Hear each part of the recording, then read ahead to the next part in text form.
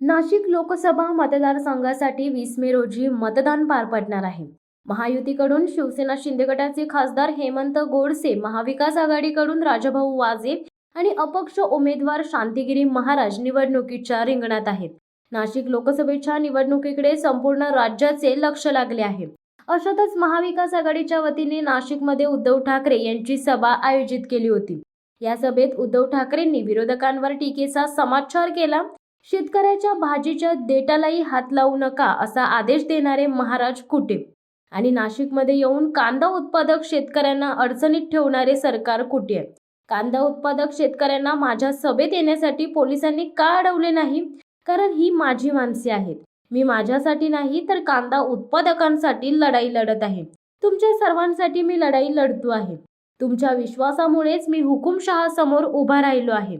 मी त्यांना आव्हान देतो की आज त्यांना मुंबईच्या रस्त्यावर आणले आहे. छत्रपती शिवाजी महाराजांचा जो अपमान करेल त्याला आम्ही गुडघे टेकायला लावल्याशिवाय राहणार नाही असा थेट इशारा उद्धव ठाकरे यांनी महायुतीच्या नेत्यांसह पंतप्रधान नरेंद्र मोदी यांना दिला आहे. ठाकरे विरोधकांवर टीका करत म्हणाले की आम्ही महाराजांची शपथ घेऊन मैदानात उतरलो आहोत. यांच्या मनात आकस किती आहे? कांदा निर्यात बंदी उठवली तर कर लावतात, पण स्वतःच्या गुजरातमध्ये निर्यात बंदी उठवून तुम्ही त्यांना परवानगी देता. तुम्ही हा भेदभाव का करत आहेत? जर तुम्ही गुजरात आणि महाराष्ट्रात असा भेदभाव करत असाल तर तुम्हाला गुजरातमध्ये परत पाठवून द्यायला हा महाराष्ट्र पुरेसा आहे. माझ्या शेतकऱ्यांना मी वचन देतो, गद्दाराला 50 खोके देता आणि कांद्याला भाव देत नाही. नाशिकमधल्या एका कांद्याला 50 खोके दिलेत, पण तुम्ही शेतकरी बनून तुमची ताकद दाखवली पाहिजे. इंडिया आघाडीचे सरकार आल्यावर तुमच्या हिताचे निर्णय घेतल्याशिवाय राहणार नाही. मोदी शहनशाह सारखे फिरतात आणि आमच्यावर टीका करतात. मोदी फक्त घराणेशाहीवरच टीका करतात. मोदी तुम्ही गेल्या 7 पिढ्यांची तुमची वंशावळ घेऊन या, मी माझी घेऊन येतो असे थेट आव्हान उद्धव ठाकरेंनी नरेंद्र मोदींना दिले. मणिपूरमध्ये महिलांची ढिंड कशी निघाली तुम्हाला माहितीये. तिकडे जायची यांची हिंमत नाही. ना मोदींची हिंमत आहे ना त्या अमित शहांची.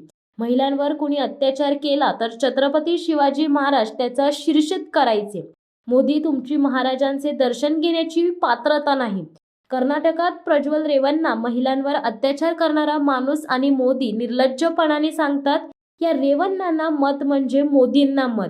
माझ्या महाराजांची बरोबरी हे करू शकतात का? हा माझ्या महाराष्ट्राचा अपमान आहे. प्रफुल्ल पटेलांना सुद्धा कळेल. ज्यांच्या डोक्यात महाराजांचा जिरेटोप घातला ते डोकं त्याच लायकीचं नाहीये असे उद्धव ठाकरे शेवटी म्हणाले. शिवसत्ता टाइम्स न्यूज ब्युरो, नाशिक. दे धडक बेधडक वृत्त देणाऱ्या आपल्या शिवसत्ता टाइम्स न्यूज चॅनलला लाल बटन दाबून सबस्क्राईब करा आणि बेल आयकॉनला क्लिक करायला विसरू नका.